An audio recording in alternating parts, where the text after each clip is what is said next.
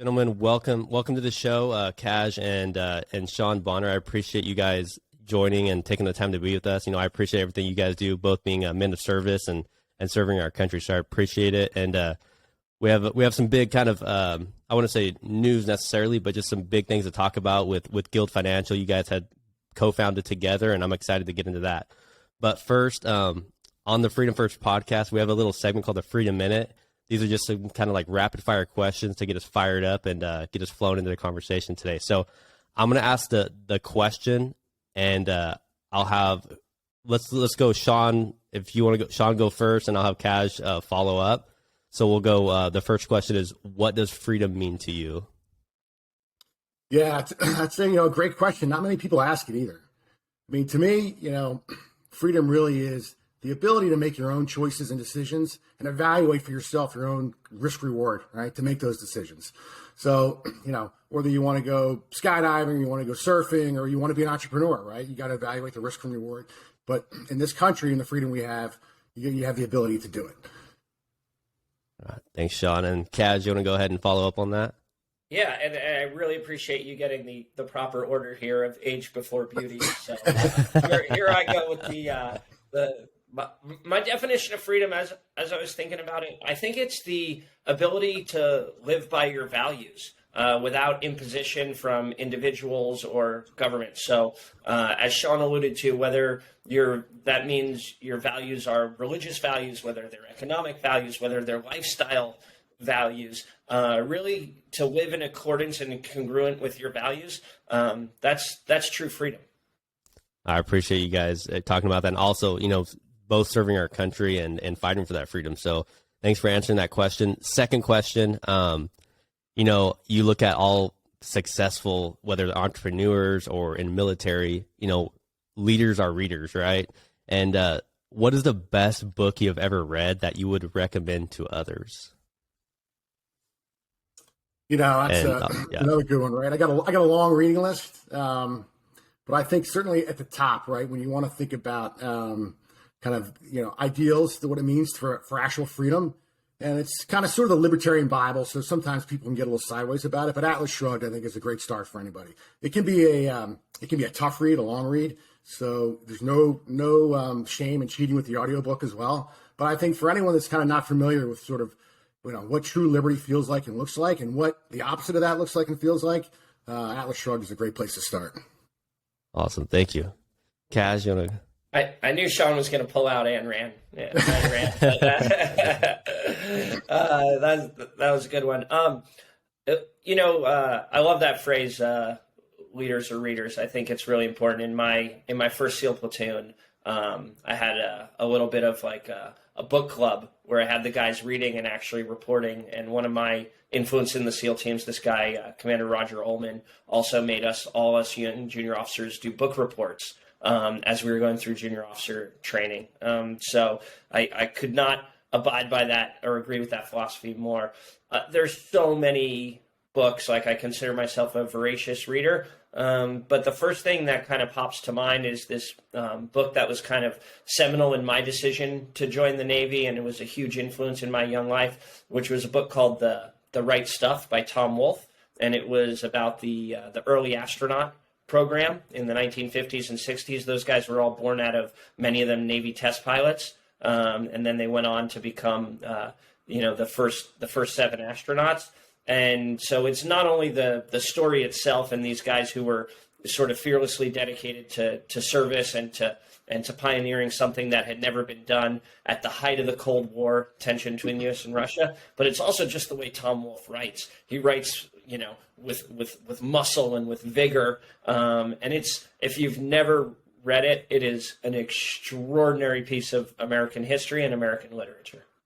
That's great. I haven't read that one. I'm gonna have to check it out. So I appreciate the recommendations. Yeah, and the movie is also a top 5 all-time movie as well. I mean, the book is a lot more detailed, but the movie is a must. Yeah. So this was one of the questions I had. But what's your guys' top movies then?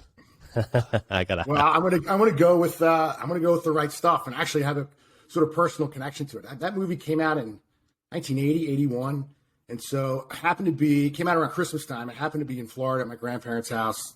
I was a young kid. and we're all going to go see the movie together. And my great uncle Don Eastman, who had been in the Air Force, colonel, aerospace engineer, wouldn't go see the movie. And come to find out later when we got back, essentially, that he was one of the military project managers on the X-1, had flown with Yeager many times. And the story to him was too personal because they lost so many guys. Just in developing the X-1. I think Yeager was the 14th pilot, so 13 guys had died before. And essentially it was an engineering feat that they figured out how airflows change around a wing as you approach Mach 1. And so literally at 10 o'clock at night, we got back from the movie. He was sitting there with his bourbon. Uncle Don was from Minville, Tennessee. And he got out a yellow legal pad and started sketching how the flying tail works and how airflows change around Mach 1 and telling stories about how he used to fly with Yeager. So I had just seen the movie. It was unbelievable. And he said, yeah, I was one of the engineers who could get up there, and Chuck would start pulling G's. And in those days, the engineers have to sit in the back, and they'd start writing down all the calculations. That's the only way we could record things. And so if Yeager didn't like you, he would start pulling G's to make the engineer in the back pass out. But because Chuck was from West Virginia and Uncle Don was from Tennessee, they got along pretty well. But he said, I'd be in the back, and he'd start pulling G's to start going black. And I said, okay, Chuck, back it off. So the 8-year-old kid, 9-year-old kid, that really stuck with me. That's awesome. And that's another incredible book. Chuck Yeager's autobiography is definitely one to read. Cash, do you have what's your favorite film? It's ironic for a couple of guys wearing a Navy intel officer pin and a ground pounder like myself. We're going to have a lot of aviation references on this podcast, I guess. But look, I watched Top Gun as a kid, and it changed my life in a lot of ways, right? I learned to fly, probably joined the Navy in large part because of that movie. And I think it's an extraordinary piece of cinematic history, Yeah, definitely a great recruitment piece too. For sure. All right, guys, a couple left here, and I'm going to jump to the fourth one, and this is one I kind of ask every guest on the podcast. If you could sit down and have a conversation with anyone throughout history, dead or alive, who would it be and why? Yeah, well, that's a big one, right? You sort of have like the big three, right? The big three sort of religious figures with Moses, Jesus, and Muhammad. Sure. Kind of putting them aside, some of the founders of this country, right? Those sons of the Enlightenment that wrote the Constitution. It'd be great to kind of get in their head and hear what they were thinking. But for me, really going back to the ancient world, I was actually, even though I'm a numbers guy, I was a history major, and I just read Stephen Pressfield's book over the summer, The Virtues of War, about Alexander the Great. So I think I would love to go back and talk to Alexander the Great, who conquered an empire larger than Rome's at the age of 26 years old. Yeah, imagine the conversations you would have with him. Incredible. Kaj, who's your, if you could talk to anyone throughout the history of the world, dead or alive, who would it be and why? I might have lost him. He's got that SoCal internet, man. All right. So, we'll wait till he jumps back on, I guess. But let's kind of jump in. I have another question here, and then this is actually the third one. What are you, obviously being in the military? You've seen a lot of stuff. What are you most afraid of, or what is the scariest moment of your life? Yeah, that's these are big questions for 1 o'clock in the afternoon. Get warmed up just after Christmas. Yeah, what are you most afraid of? Look, I got a wife and 3 kids. Probably for me, deep down, my biggest motivation would be letting them down, right? As an entrepreneur, as somebody in business, that's always tough, right? You always are kind of out there hanging out on the edge, and there's no government paycheck, right? There's no guaranteed 401k. There's no defined benefit retirement plan. So, it can be scary just from that standpoint. It's one thing to do it on your own when you're young and you're single and you're kind of building stuff on your own. But then when you have a wife and kids depending on you, it gives it a whole different set of perspectives. Wow. Yeah, that's powerful. And Kaj, the same question I asked Sean a few moments ago. If you could sit down and have a conversation with anyone throughout history, dead or alive, who would it be and why? Oh man. and I sometimes consider myself a student of history. So the list is long and both distinguished and undistinguished. But right now, because he passed recently, and I never really had the chance to engage with him. I'd really, really love to have a conversation with Muhammad Ali, Cassius Clay. I think his life story, his life arc, is phenomenal, and I like this concept, this idea of being a warrior thinker. And I think in many ways he was that. All right, guys. Well, I appreciate you answering those Freedom Minute questions to kind of get us fired up and get us into the conversation today. So let's kind of jump in. Before we get into our main subject today, which is Guild Financial, which you guys have talked about, let's kind of briefly talk about your childhood growing up, how you got into the military, and how it kind of came to fruition. So, Sean, I'll go ahead and start with you.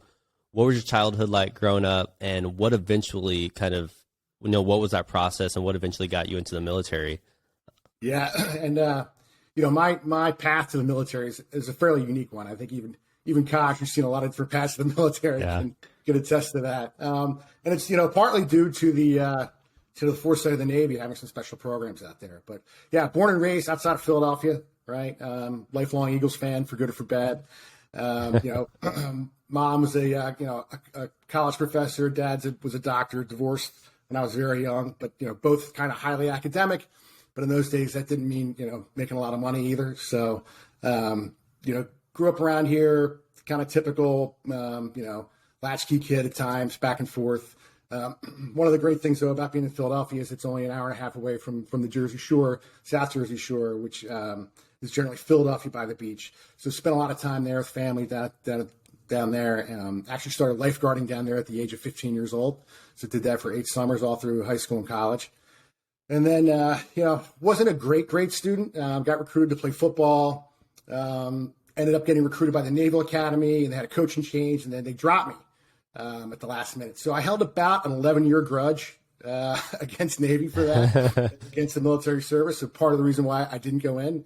Ended up graduating from the University of Delaware and took a job right away on the floor of the Philadelphia Stock Exchange. So if you remember any of those movies, even like Trading Places, the guys in the funny colored jackets yelling and screaming, the trading pits, Sure. That's what it was like. And it was great, right? It was like sort of this academic, athletic competition that you'd have to play with real money every day. So it was a great place to be. Did that for almost 10 years. Started my own business, actually my first business in 1997. I was 26 years old. And we were a member firm of the American Stock Exchange up in New York. So I had a seat up there and eventually started hiring traders up there, and then we had traders in Philly. So did that really until sort of 9/11 was a seminal event for me for many reasons. My daughter had just been born. I'd been working in New York, commuting from Philly, was back in Philadelphia trading the semiconductor index when that happened. Good friend of mine, it's a guy working for me up there at the time. Talked to him that morning, like, what's going on? What's happening here? There was all this rumors about a small plane hit the tower. In fact, he's like, no, that's all bullshit, right? There's American Airlines crap flying down the middle of Trinity Place. So the American Stock Exchange is about a block south of the World Trade Center. Trinity Place is the street right in front. I'm like, what do you mean stuff? And he's like, like the life jacket collar they have underneath the seat? There's like 10 of those blowing down the street. And then, boom, there was another one. And then he said, I got to go. And that was the last I talked to him for probably 2 days. So, that was a big event for me, right? One, the physical floors of the stock exchange were always kind of on the cusp of going away, and electronic exchanges were going to take over. 9/11 really impacted downtown Manhattan in a pretty tough way. Actually impacted the stock market too. So that 9/11 moment really, really 3 things happened. One is at 9 a.m. on September 11th, 2001, I got over my grudge against the United States Navy. I ended up taking a job eventually at a big Wall Street bank, trading equity derivatives, which is what I had done on the floor of the exchange. And then I applied and eventually received a direct commission in the United States Navy as an intelligence officer. So the direct commissioning program is a program that the Navy has for intelligence, where other branches of service have it for either medical corps or JAG, or the lawyers, or like chaplains. Navy's the only one that has it for intel. So I had found out about this program. It's a very kind of rigorous application process, local boards, national boards. It actually took me 2 tries to get in, so it took me about 18 months to finally get commissioned. But it's kind of it's almost like a backwards program, right? You get commissioned, you get pinned on, and then they send you to like a mini OCS, which in those days used to be called Knife and Fork School, until we had just invaded Iraq when I went. And so we were actually in the OCS barracks at Pensacola. But then it was largely a mix of, a few guys like me, sort of off the street guys, but generally sort of senior enlisted guys who wanted to become officers. So it was kind of crazy, right? There was a guy on the rack above me who was class president at VMI, the guy across the hall who had, ribbons up to his shoulder seam. He had been a recon Marine, right? And there's like me and a couple other guys who, were still trying to figure out how to walk and chew gum and tuck in our uniform, right? So, ended up, staying in the Navy for about 13 years. Never went to war, but, did some operational stuff here stateside. Ended up having a cervical spine surgery in 2007, kept me out of the surge. So I was out medically, temporarily disqualified, TMPQ'd for a few years, had to fight to get back in, went back in, ended up serving with the Defense Intelligence Agency unit for a number of years, and then got out in 2016. Ended up leaving Wall Street in 2008 and started my own asset management firm down here, running a mutual fund and that kind of stuff. It was really my first experience with dealing with kind of retail investors and dealing with the financial advisors who were supposed to be advising and looking out for those retail investors. And that was sort of a seminal moment for me with, how tough it is for retail investors, because most of the financial advisors really are looking out for themselves, right? Their first question is like, how do I get paid on your products? I'm like, right. And, I'm like, those questions I thought went away like in the 80s and 90s, right? Because, of the transformation of Wall Street. So, ended up, having this idea, and really the idea for Guild, we can talk about later, but we really was kicked off at Navy Intelligence School. And sort of the core concept of it really comes from my Navy Intel training. So, ended up kind of starting to work on Guild in 2018. So we've been kind of at this, for a little while. But married 20 plus years, 3 kids. I got 1 at Boston College, 2 in high school. So, other than that, right, I coach just about every youth sport there is. I've coached lacrosse, basketball, football. Some of my best times doing that. The last 8th grade football team I coached just finished up their senior season. So it's kind of amazing to see it goes by in the blink of an eye. But that's really it, right? Lived in Manhattan for a short time. Otherwise, suburban Philly area my whole life. You're a busy man, to say the least. You should try getting a hold of him on a Sunday, right? Like, the answers from the football field. Yeah. Hey, man, I'm even more blessed to have you on the show right now. Well, yeah, I remember guys at work would be in a similar situation. We used to have a saying, TGIM.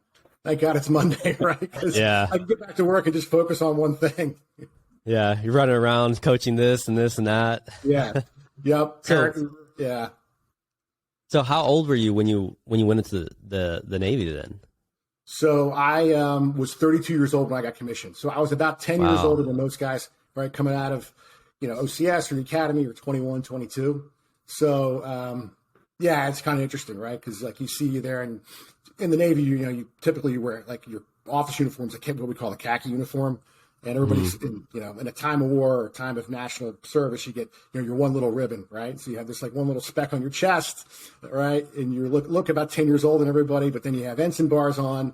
Everyone's kind of looking at you like a very odd duck, probably because we were odd ducks at the time. I went in at 32. At those days, the cutoff was 35, and they raised it to 40. Now it's actually 45. So, the reserves has sort of opened up and trying to take in more people, especially when they have specialties that they think the Navy needs, especially in the intel world. So right. I did most of my reserve duty outside of Fort Dix, and Fort Dix, it's a secure intel site there. But because it's sort of that, Philly, New York, New Jersey area, we had a ton of New York City law enforcement guys, kind of both federal and city. So it was great. Like, got to meet a whole bunch of guys I never would have got to meet otherwise. Still some of my best friends to this day, right? New York City cops, federal agents, that kind of thing. So, it was, they always look at me like, wait, you work on Wall Street? What are you doing here? Did you get lost? And that was also, part of like what, how it came around with Guild, because like guys would be talking to me on drill weekends, right? Like, hey, I got this stock. What do you think? And I had to, do a do a qualifications board, and we're sitting there at kind of wrapped up the board, ran through everything pretty easily to get another qualification, and then the CEO came in and he asked me one or two questions, and then he started asking me about this company he was working for that was going through a stock split. What should he do? So I was sort of like the de facto financial advisor for a lot of the guys there. Yeah, you're advising years ago. So I mean, obviously you joined later. So what was that like initial? And you kind of talked about it that when you were younger, got recruited by the Navy, it didn't work out, but being in your 30s at that time, what was that initial kind of factor of you wanting to join? Yeah, I mean, look, it was always something I had thought about doing. I remember coming out of college and thinking about going to the Marine Corps. I had a good friend that was had been enlisted in the Marine Corps and then became a Mustang, became an officer, great guy. So I was kind of almost a victim of a little bit of success, right? When I went to work in the mid '90s on the stock exchange, it was a good time to be on the stock exchange, right? It was like right place, right time kind of thing. So sort of, and it was it was the '90s, right? There was really no conflict going on. There was nothing happening. I ended up getting married. Got married at 26 years old, right? So started a family right away, and it was just like one of those things that started to kind of slip by, something I'd always wanted to do. And when I turned 30, I really started thinking about it. And then, like I said, once 9/11 happened, I really felt for me, that I always had like an element of wanting to kind of give service, but I felt like the service I could give was more than just sort of, volunteering for the Red Cross. And as as an able-bodied individual, I think with something to contribute. Obviously, not as much as a lot of people, not as much as a guy like Kaj, but felt like it was my my duty as a citizen to do it.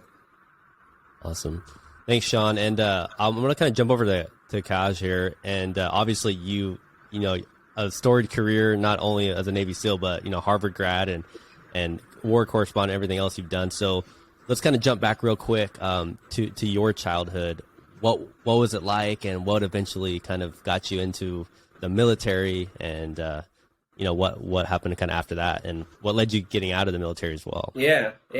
So, I mean, I think Sean's story is really illustrative of that. There's no single path. There's no straight line necessarily to military service. But the common thread between our stories is like a strong, deep desire to serve. And I think for me, that really resonates from my family, and it really was because of the service of my grandfather had served in the Navy band in World War II. My great grandfather had actually been in the Tsar's army, and he also played in the Tsar's band in the Russian army, and so. Unfortunately, I'm basically tone deaf and can't play an instrument, so I had to become a commando.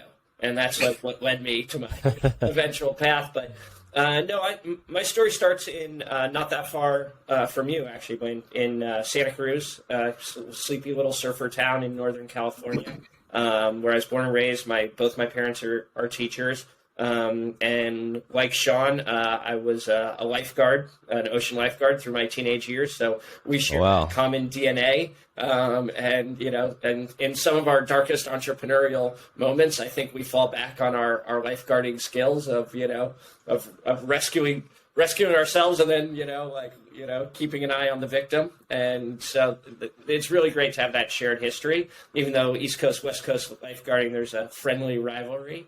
But it's kind of one and the same. But no, I played water polo. I was a surfer, big wave surfer, back in Santa Cruz. I got recruited to play Navy water polo. I went to the Naval Academy, spent 2 years at the Naval Academy.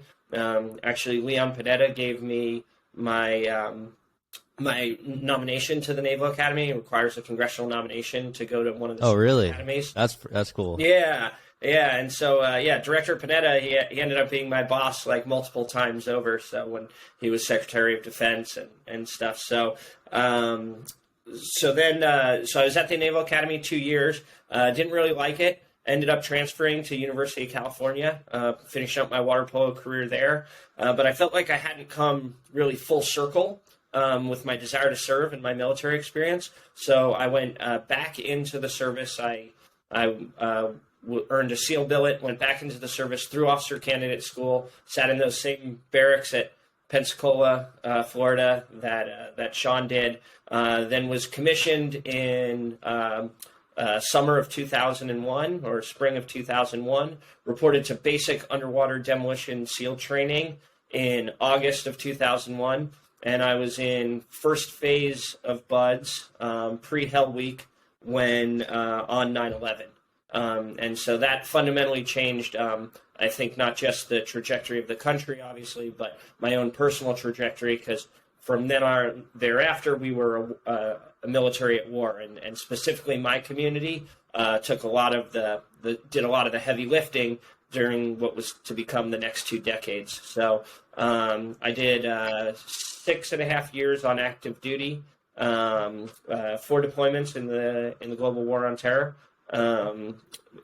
Then during my active duty service, and then I took a break in service. I went to graduate school, as you mentioned. I got a master's in public policy from Harvard University, and then I actually ended up going back into the reserve component. So a lot of people aren't aware that there's a SEAL reserve component, fairly new when I signed up. When I finished graduate school in 2009. But really important, what we realized is we had this mass exodus of talent and guys getting out of the naval special warfare community. We were trying to find a way to keep some of that talent and to continue to have guys be able to serve, even if they were simultaneously pursuing their civilian careers, which is exactly what I did.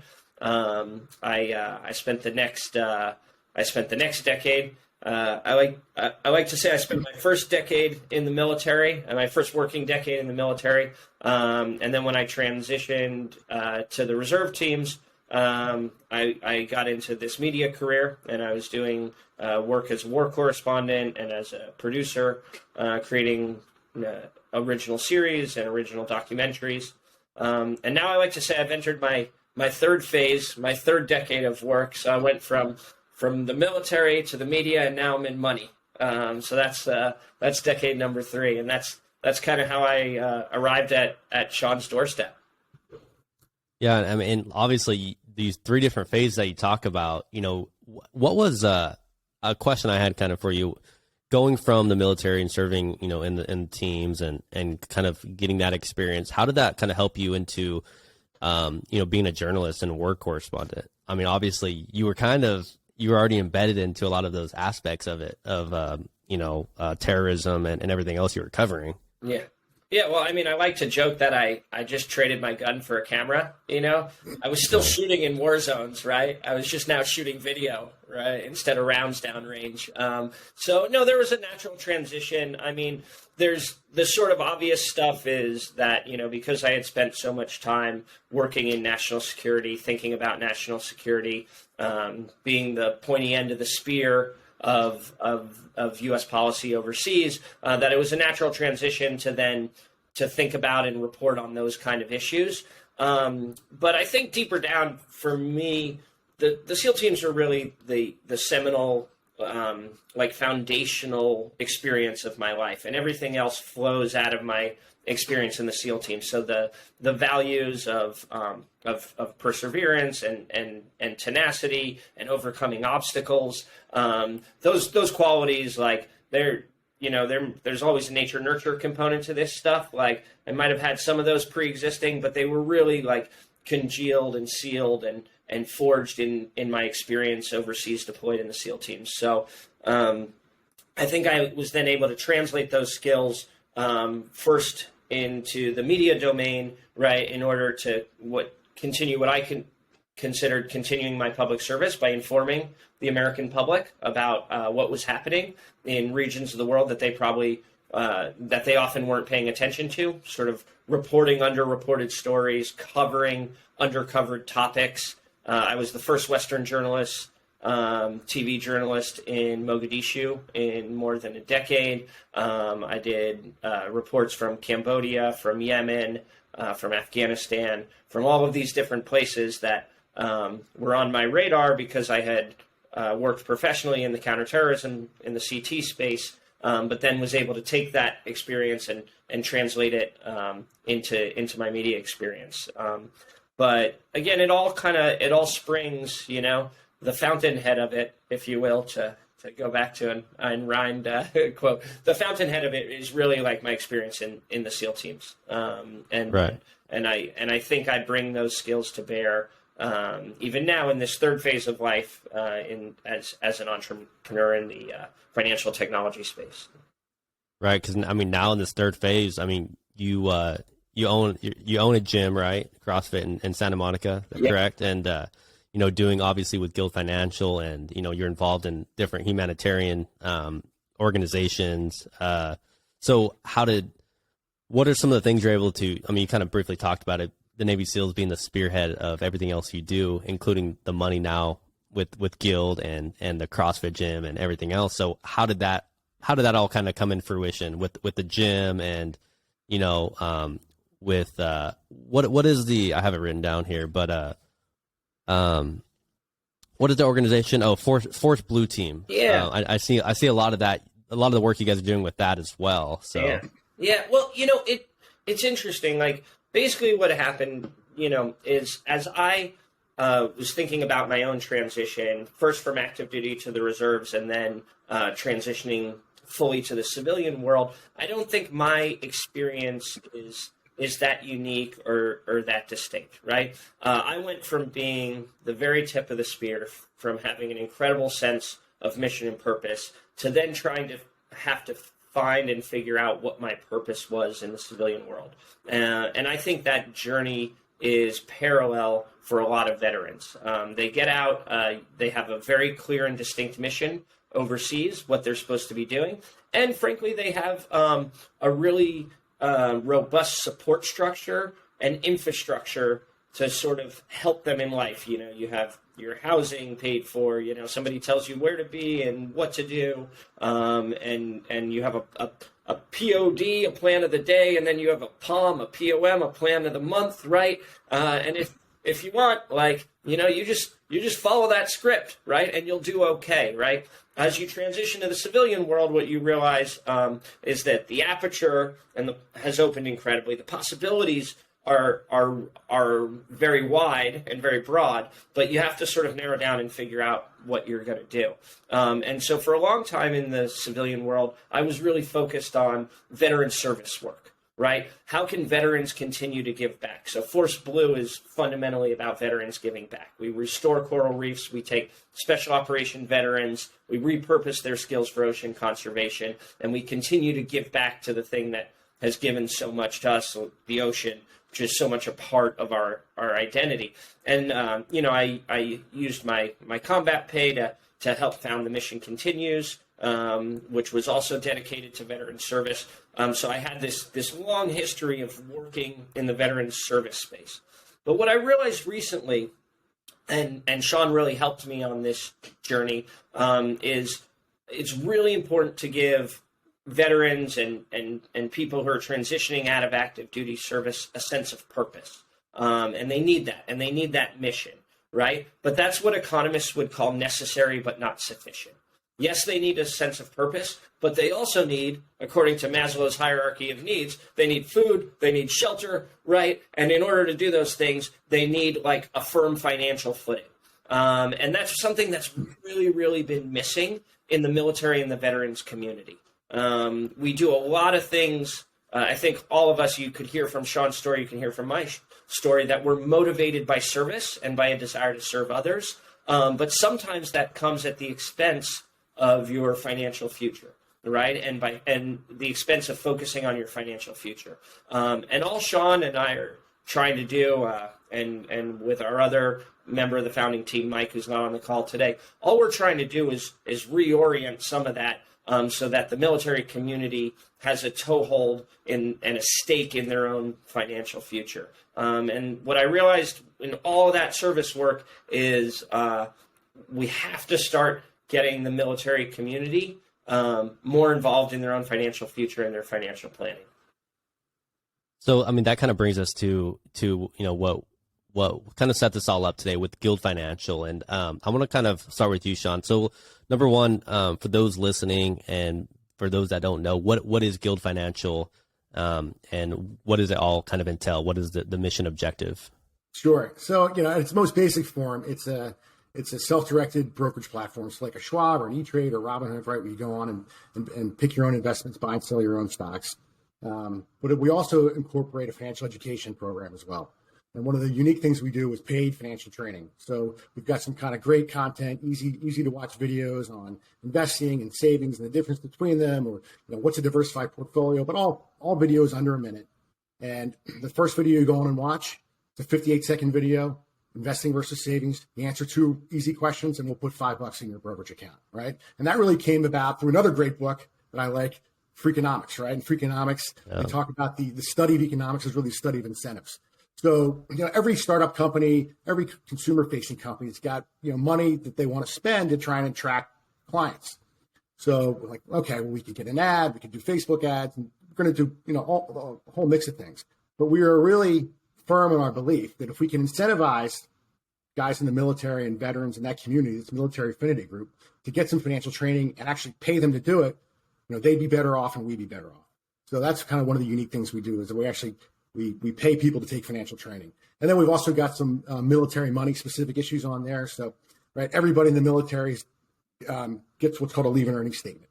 There's nobody in the military, veteran, active, reserve, who hasn't had their pay messed up, right? And trying to read the leave and earnings statements like the Rosetta Stone, right?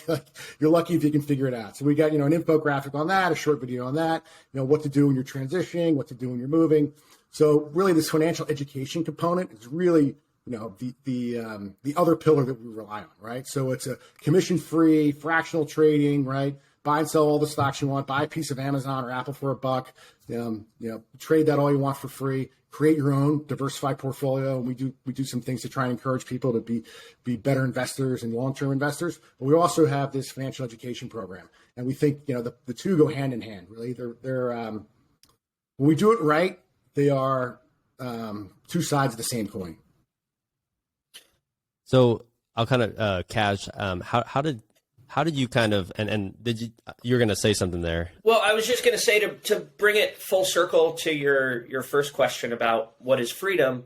We think this is an important component of freedom, right? That you need to have a firm financial future and planning in order to sort of exercise the full, most robust capacity of your freedom. And so not only is this platform, focused on, obviously it's focused on helping people grow their own wealth and achieve financial health and independence. But our social mission is to really bring that financial literacy and that financial health to the military community, which in some part has been left behind by the private wealth community. When you're on active duty, you have everybody's got your back and everybody's working together, right? You fight as, one team, one fight is one of the things we say. In fact, in the SEAL community, we even call ourselves the teams. That's how we refer to ourselves. But the second you leave active duty, you're really a lone wolf when it comes to, financial planning and your financial future.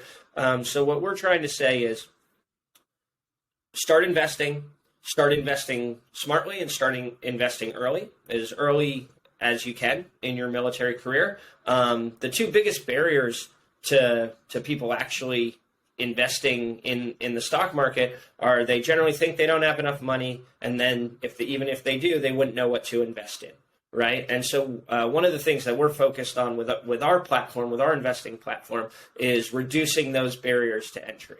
We'll take the second one first, right? We tackle that issue of not thinking that you have enough money with fractional shares, right? In the old days, if Apple was at $1,000 a share and you only had $500 to invest, there was no way you were going to own a piece of Apple, right? Now you can start investing in a company with as little as $1. That's the sort of minimum transaction for a share. So almost anybody has enough money to invest, right? And we know because of the brilliance of compounding growth and compounding interest that the earlier we start investing, the better that translates down the line. So we're trying to get people in, as early as they can getting them into a smart investing platform. And then the second thing we do in terms of like not knowing what to invest in, that's real. If you're a neophyte investor, maybe you've never bought a stock before, like how do you know what to buy? So we have a couple pretty cool and innovative tools that we've built into the platform to help mentor people into investing. One of those is the leaderboard, a concept borrowed straight from my CrossFit gym, right? Where like at the end of the day on the workout, we write everybody's times and scores down there, and you can kind of see like, okay, Susie Q, she did XYZ on the Murph today, right? This was her score, 325 or whatever, and right on down the list. We kind of take a similar concept on the Guild platform and have a leaderboard. So you can actually go into the leaderboard, you can see who's performing, not by how much they're holding, but by percentage, who's performing the best on that day or that week or that month, right? And then you can click into their profile and you can see what stocks they're holding in their portfolio. And you can use that as a sort of self-mentorship to go in and start to begin to self-educate yourself on stocks that are performing well. The second thing we do is that we have the Guild portfolio, which is essentially a collective intelligence index that aggregates the top 30 stocks held on the Guild platform. And, Sean can give you all the 500-pound brain stuff about why that works. But essentially, this is another mentorship tool to help people learn how to invest smartly. And you can go right into that Guild portfolio. You can see what those stocks are. You can start to begin to do your own research and investing. And so our platform, I would say, more so than any other out there, is really geared towards helping people learn how to become smarter and better investors and grow their wealth over time. Yeah, the more you guys talk about this, the more I see how different aspects of the military are involved in it, right? The team aspect, right? Yes. The teamwork, and then both being intelligence guys, you kind of just mentioned it, having the intel of, the number system behind it and the leaderboard, and then being able to kind of go in back to the team aspect of it, going in and seeing what other people are holding, right? It's all part of this whole cycle of being a team. The military is baked into the DNA of this company, and it gets even geekier than that. Like we actually, to incentivize people, Sean was talking about incentives. Like when you go on the platform, when you make your first trade, we actually give your digital profile that little National Defense Ribbon badge icon for having made your first trade. Same thing when you hold up to 10 stocks, right? Then you get a diversified portfolio ribbon. So we tried to use the language and the concepts that worked for us in the military and bring them to this investing platform to incentivize people to do better. Yeah, I love the whole idea of it. And I wanted to kind of just back up a little bit. And how did you guys kind of get together? How did you guys join it and kind of put this all together? And whoever, Sean, you want to go first? Yeah, sure. So I started working on this thing in kind of late 2017, 2018. Actually, the genesis, and we'll talk about this in a minute, the genesis for this always goes back to the kind of earlier 2000s. Actually, at Navy Intel School was when the light bulb moment went off about sort of a better way to invest, a better way retail investors could invest, and a better source of information that all revolved around collective intelligence. And it was something I'd seen actually work on Wall Street on the institutional side, but also it's taught over and over again in Navy Intel School. There's a couple of different case studies, and then it's an academic sort of pursuit. It's been an academic field of study for over 120 years. And sort of the high-level thinking, high-level results of all that academic study is once you get over sort of 1,000 independent decision makers, the most popular choice, the most frequent choice those people make will be better than the expert 8 out of 10 times, right? And you see it over and over again. And it's not just in stocks, or not just in locating a lost item, or it's not just in making some kind of prediction about the weather or something else, right? It almost doesn't matter the actual specific field you're looking at. That idea of collective intelligence really is powerful. So right away, I saw the application for it, and I was every weekend, right? I'm going to Fort Dix and I'm getting asked questions about investing and this kind of thing. But I'm also seeing the other side.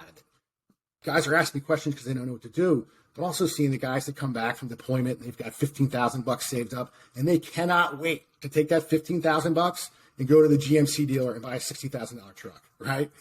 Like, you've just turned a $15,000 asset into a $45,000 liability. You're going to pay, an exorbitant interest rate on. So I can kind of see the application for it there, and really that the military community, this community that's fought to defend the American economy, really fought to defend literally the American stock market, right? I mean, starting with 9/11 in New York, and they were sort of being shut out, right, for the reasons of information and money that Kaj talked about. So I was clearly knew it was an idea for the military. Our other co-founder, Mike Canallen, who's still serving with Defense Intelligence, is the lieutenant commander there. We had actually known each other in high school and actually lifeguarded together to Jersey Shore, played high school football together. He lived with other buddies of mine. We stayed in touch when he was in law school and stayed in touch when working in Philly. So I knew right away he was the guy to talk to. And we ended up going through the same direct commissioning program and ended up not in the same intel unit, not once, but twice at ONI and then at DIA. Oh, wow. So, yeah. So it was like, okay, we get this. Like, I know who to grab for this. So Mike started working on it with me. We actually got the company into the NYU, New York University, has the only university-sponsored incubator for companies for veterans and veteran spouses. It's called the Veterans Future Lab. So we're in the inaugural class there in 2018, and then kind of ended up graduating up to the bigger incubator at NYU. And Mike was kind of working on that with me. And then, we're looking kind of to expand the team. And, it's always like, we got to expand the team. We need capital. It's just kind of making the rounds and talking to different people. Kaj had a mutual friend that I had gotten to know about a year ago that, was somebody had served in the military and founded a big veteran service organization. They ended up connecting us, and like right away it was like, okay, Navy, yeah, you got it. Here he's a Navy SEAL, and you're like, okay, you're going to get someone that works hard, right? You're going to get someone that's going to, bring it every time, but you're never sure like what you're going to get, right? Right. Then like we started talking. He's like, I was a lifeguard, California, and we had all this other stuff in common. And it was like, boom. It was, the fearsome threesome. The three amigos were created, right? It was easy from there. Yeah. We keep trying to diversify our team, but it's, it's all blue. The whole, It's all Navy. Yeah. Wow. So, yeah, I mean, so you guys kind of get together and, like going forward, what you guys have, and I've kind of looked at the website, I've seen the app and the last couple of days and stuff, really easy to use for anyone that's kind of listening here. If you're in the military, very easy to use and just good visuals, right? Like you said, the videos and everything else. And I'm sure you guys got a lot more coming. So that's kind of what I want to get into. What is the future of Guild kind of going forward? What are some of your guys' goals as a team? And what are some of the end goals you guys want to kind of see this get to? Sure. Okay. Really for us, like the collective intelligence pieces we talked about, the Guild portfolio, right, which is just the 30 most popular stocks that appear, 30 most frequent stocks that appear in real time. So we have that combined with the leaderboard. Everyone's anonymized, so you just have a username, right? No one knows who you are. We keep the actual dollars at it. We just show percentages. But really, when you have that visibility into what's this community doing as a whole, right? And then what are these individuals doing or saying with their money? Not saying, but actually doing with their money in real time, right? It's an experience that should feel very analogous and familiar to anyone that's ever booked a trip on TripAdvisor or picked a restaurant on Yelp, right? You've got the individual reviews, and then you've got the star rating at the top, which is sort of the aggregate of all those. So it's a very familiar experience. But when you look at Yelp and you look at TripAdvisor and you book something on it, you have this sort of inherent feeling of trust. And for us, that's really what our biggest value is, right? Trust. And so Guild is focused on the military affinity group, as we call it, veterans, active reserve, and spouses, but it's open to anyone, right? It's not like USA. There's no barrier to entry. Anybody can come on board. Anybody can be a Guild member. But for us, it's really about creating a financial services company that's centered on trust, right? And so whether this crowdsourced portfolio does well or does mediocre, all the research says it should do pretty well. Whether any individual on the platform does well, by definition, the people at the top of the leaderboard can do well. But that ability to go in and just with one click see what other people are doing or see what this whole community of investors are doing, right, really should help that feeling of trust. Because let's face it, Wall Street's had a trust problem for a long time, right? Yeah. And that's really been the revolution around this self-directed investing, right? People going on like the growth of a platform like Robinhood. It's still a hangover from the financial crisis. So, I saw it firsthand. We've done a lot of market research on this, but millennials and Gen Zs, people who are, in grade school, in high school, in college, right, saw what their parents were going through, right? It's still in the forefront of a lot of people's mind. This deep distrust of financial institutions and financial advisors. And that's really a problem that we're aiming to tackle, right? And so we want to build the world's most trusted financial services company. And with this military affinity group, right, we can't screw that up, right? These are our brothers and sisters, right? We've raised our right hand and taken an oath to them. So that's the oath we make to them, right? We will do everything we can to be transparent and trustworthy for you. So we could expand into other products and services, but we're going to start with self-directed brokerage. One, because that's where the market's moved and that's what people are doing. And there's other reasons in the military that it's in the forefront now, because the big one is they just changed the retirement system in the military. So now people have to make their own choices about retirement selection and what kind of investments they're going to be doing. But as we go down the road, we'll be adding more products and services, but always centered around this trust proposition. Yeah, and creating that financial freedom, right, for veterans and military personnel. So that's exactly right. And I would only add, like, to Sean's vision, is that, we're not the only ones who have recognized this. The Department of Defense has recognized financial readiness as a critical national security issue. So by doing our piece, by helping the military community, largely defined, improve their financial literacy and their financial health and readiness, we're actually helping readiness, and we're continuing to serve, right? This has now become our form of serving the military community, is by helping address this issue that everybody has recognized as a fundamental issue. Yeah, and potentially, reaching a larger number of people in a different form, obviously, through the financial kind of aspect of it. So, how can people that are listening, military veterans or current service members, how can they join the platform and kind of get on to the app, downloading the app and all that?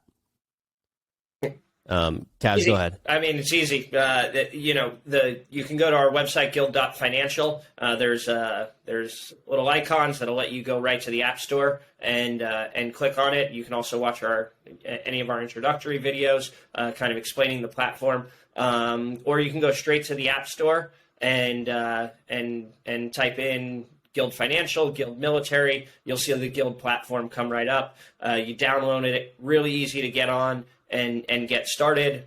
It's just like any other self-directed investing app or Venmo or any of these financial technology tools that make your life easier. You download the app, you connect your bank account, and shortly thereafter, once your account's funded, you can begin trading on the application. That simple. Are there, before we kind of go into the last couple of segments, are there any other kind of aspects of Guild Financial that you guys would like to mention, whether it's joining the platforms or just kind of closing remarks for people that are maybe interested or listening to this podcast? Well, since I kind of hinted at it earlier, I mean, really the light bulb moment for me around this whole idea of collective intelligence, and it's, the great thing about collective intelligence is it's free, right? It's not some Wall Street research that's being paid for or sponsored, and generally not worth the paper it's written on. But the light bulb moment for me was literally sitting at NMITSI, Navy Marine Corps Intelligence Training School, for my intel career path, which was at a pretty cool place down south on the beach. There was a unit from Naval Special Warfare that was located there, and there was the intel guys. It wasn't hard to tell who was with whom. I did make the mistake of getting a room next to the shoot house, their kill house. So when you're trying to study and it sounds like they're jackhammering all day long, they're not jackhammering. My first day down there, I went for a jog on the beach, and it was like kind of low tide, it's a slanted beach, and I run up north and I turn around and come back. I think I see all these lifeguard huts and these kind of weird signs. So I ran back in the soft sand and I'm reading the signs like, when light is lit and flag is up, live fire. I'm like, oh, great. Day one here, I just ran through the live fire range. But the kind of the second day, they talk about the USS Scorpion. as a case study. And it was a submarine that was lost at the height of the Cold War in 1968. And sort of the quick version of it is submarines lost. There's 99 sailors aboard. There's a nuclear reactor. There's nukes. The real hunt for Red October happened about a month before. So, the Navy, submarine command, right, is like, we have a rogue ship out there. Do we have World War III about to start? Like, what's going on? And they cannot locate it. It was transiting back from the Mediterranean. The Scorpion was a fast attack sub. So its mission was to go and find Soviet boomers. And when they go to launch their missiles, blow them out of the water. So it's coming back across the Atlantic, and your submarines, their job is to hide, right? They check in at specific times, but otherwise they do not emit any energy, right? So if you make a radio call that's emitting energy, somebody can find you. So the submarine captain is a very autonomous, lethal person, one of the most on the planet. Right. So the Scorpion's coming back, and all of a sudden it's supposed to check in. It doesn't check in. Now it's a day overdue, 2 days overdue. Navy sends out search and rescue, but where do you look? In the middle of the Atlantic? So they had some ideas about where they thought it was, and they thought they had some indications of what they thought was a hull crush from some sonar nets in the North Atlantic, but they can't find this boat. So anyway, they end up calling in the chief of special projects at the Navy, a guy named John Craven, who's a very, very interesting guy. Actually, he's got a book, John Pena Craven. If you ever read his book, it's worth a read. He ended up using a form of collective intelligence, essentially surveying anyone he could about where the Scorpion was, right? And lo and behold, 8 months later, when they're about to call off the search, he takes all the most popular, all the most frequent choices, and puts a big fat pin in the chart and says, this is where we think the Scorpion is, and he radios the boat when they're about to call off the search, and they find it 800 meters from where that pin in the chart was, in the middle of the entire Atlantic Ocean, right? And so I had seen some other kind of products on Wall Street that was trying to mine collective intelligence, but to me, boom, that was a light bulb moment. So the genesis around this transparency, trust, and collective intelligence really is born in Navy Intel School. And then once you get operational on the Intel side too, right, we always try and verify with multiple sources of Intel, multiple hits. Like generally the rule is with 3, right? We need 3 different Intel hits to kind of drive an operation. So it was like something that's kind of reinforced. Of course, me being somebody that came from Wall Street, right, I immediately saw the applications in other places than killing bad guys, right, or finding lost submarines. Actually a better way for people to become better investors and have not cost them anything, right? And again, it's real money in real time. It's not Twitter, right, which can be ridiculous, right? It's not just people on Reddit saying I got diamond hands or, it's to the moon, right? That's all great, right? But we all know talk is cheap. So this is real money in real time. And that's because there are brokerage accounts, right? So when you sign up, it's just like opening a bank account. You're opening a brokerage account with us, but then you have all these other resources. Kaj, any final remarks, just based on Guild, what people should know or? No, I encourage people to check it out. We're really proud of what we've built, and that trust and transparency. I think we've built the most transparent investing platform on the market, and I think that adds to that bottom line trust component beyond the all veteran team, by veterans for veterans. I think just we put our money where our mouth is. We built this platform, and we think it's going to provide great utility for the military community and beyond. Yeah, and like we're all sitting here all smiles now in our nice fancy uniform shirts, but don't get us wrong. This has been a knife fight from day one. Right? It's there's a lot of talk about veteranpreneurs and money for veteran entrepreneurs, and even I've been around the block a couple times. It's been a knife fight, and having a guy like Kaj in your corner for a knife fight is a good thing. So yeah, it's what I'm good for. And I appreciate you guys just listen to your stories and everything else you guys are doing. You're doing it for the right reason. You guys are doing it to be of service and doing it for the people of the military and the veterans. So I want to kind of end it on a couple last segments to connect the founders to the business, put a face to it, and people to get to know a little bit more about you. What would you kind of leave people with? Whether, we have different age groups that listen to this podcast, whether it's younger people or middle-aged people, people that maybe it's a kid coming out of high school or someone that maybe wants a second career. What would you give them, whether they want to go into business or the military? What are some basic pieces of advice? And Kaj, I'm going to go ahead and start with you, and then I'll have Sean follow up.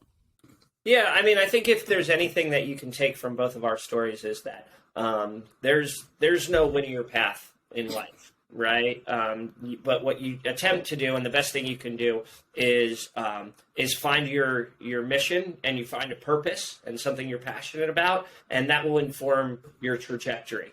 But just like the orbital mechanics of the from the right stuff or the Bell X1 that we were talking about way back at the beginning of the podcast, right?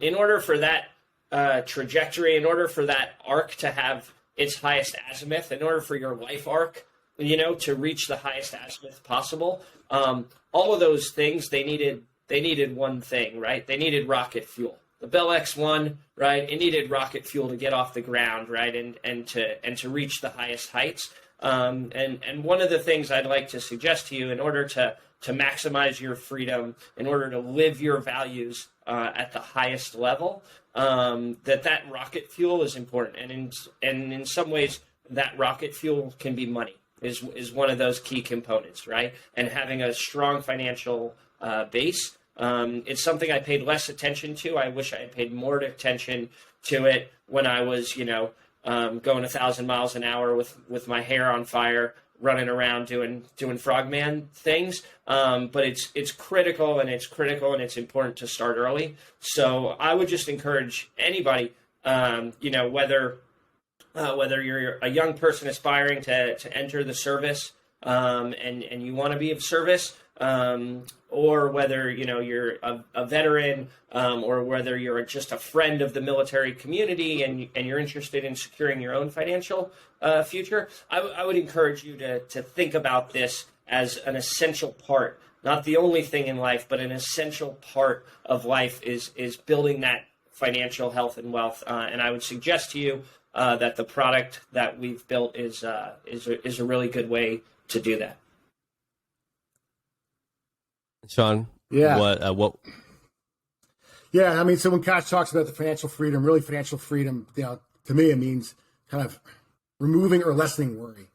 There was a recent study that came out. The number one worry for military families pre-deployment are finances, right? So think about that. You're, a 28-year-old Marine Corps, officer, senior enlisted guy, whatever. You're going to go back for your second, third, fourth deployment. The late night conversations aren't around, am I going to get killed, right? The conversations around the kitchen table are about money, not about the mission, right, or what's going to happen. So, anything we can do to remove worry for this group really speaks a lot. But now, again, like this group is a self-starter group, type A's, right? For people wanting to join this group or wanting to, go work on Wall Street, look, the number one thing is stay in the fight, right? Never quit. That Marcus Luttrell attitude of never quit.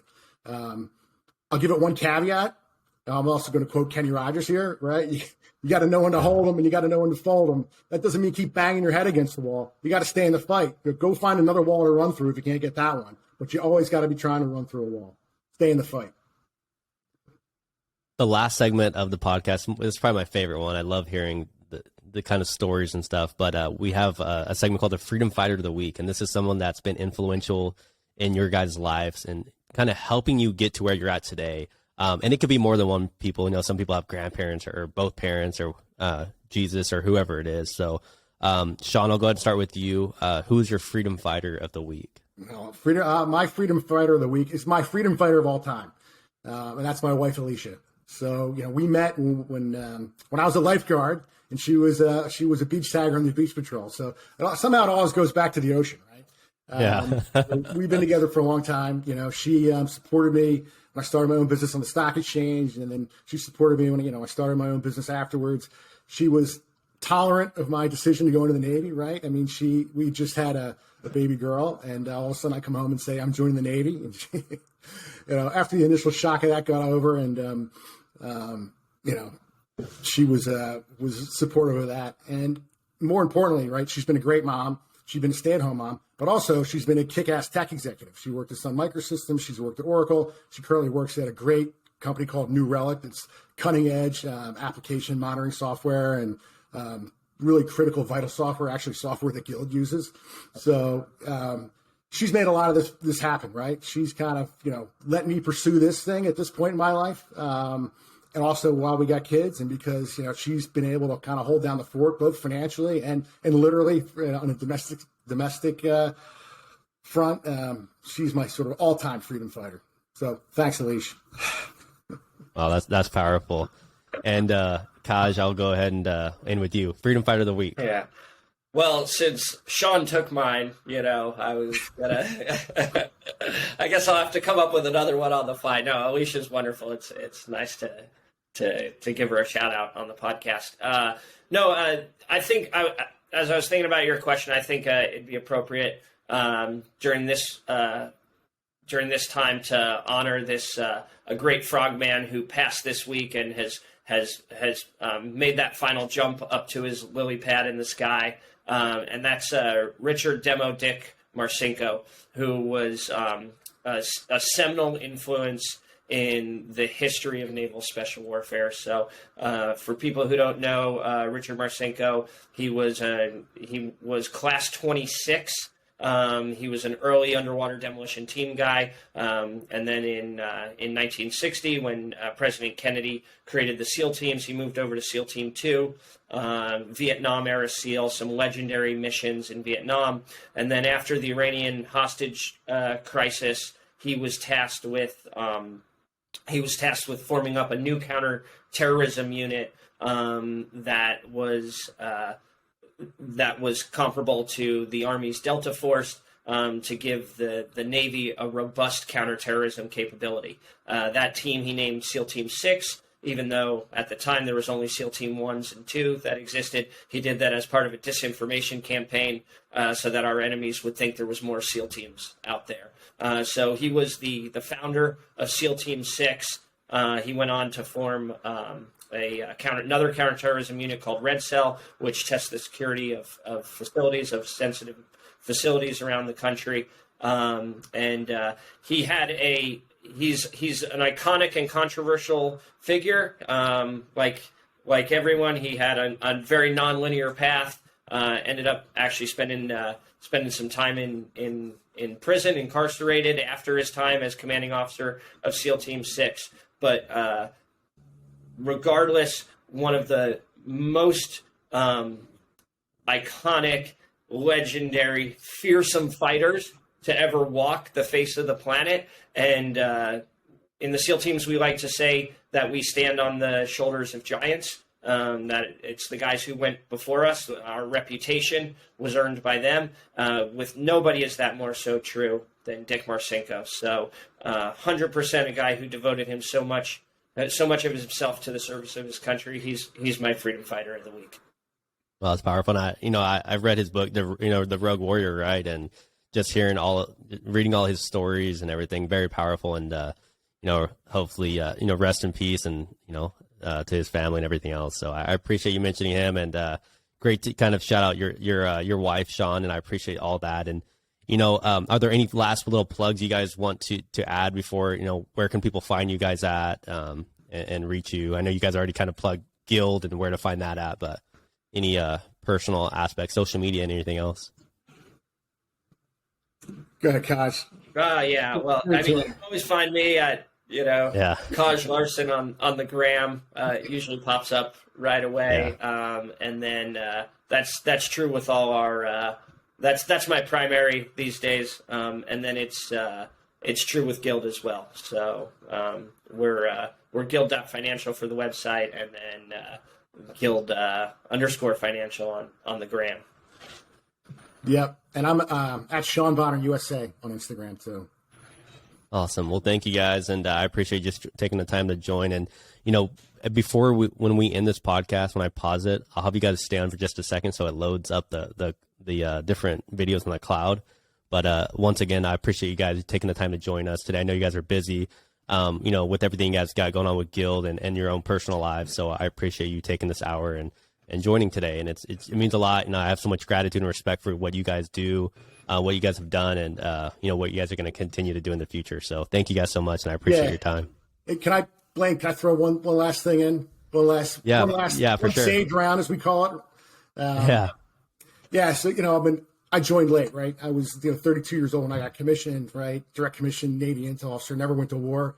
But I'll tell you what, it's the greatest professional honor, right? And the greatest honor in my life, apart from being a husband and a father, is to wear the uniform of an officer of the line, the United States Navy, the same uniform that Kaj wore, the same uniform that Dick Marchenko wore, the same uniform that Jocko Willink or Neil Armstrong. Anyone who's thinking about doing it, anyone who's thinking about pursuing that service path, just go do it. I'll quote, we'll pull up the Nike ad here. Just do it. You won't regret it. Yeah. Yeah. It's like anything else, right? Like people, you could think about it and prepare your whole life, but until most things, whether it's starting a business or going in the military or, going to whatever field you're going to go into, you just got to do it. And you kind of learn as you go and progress as you go.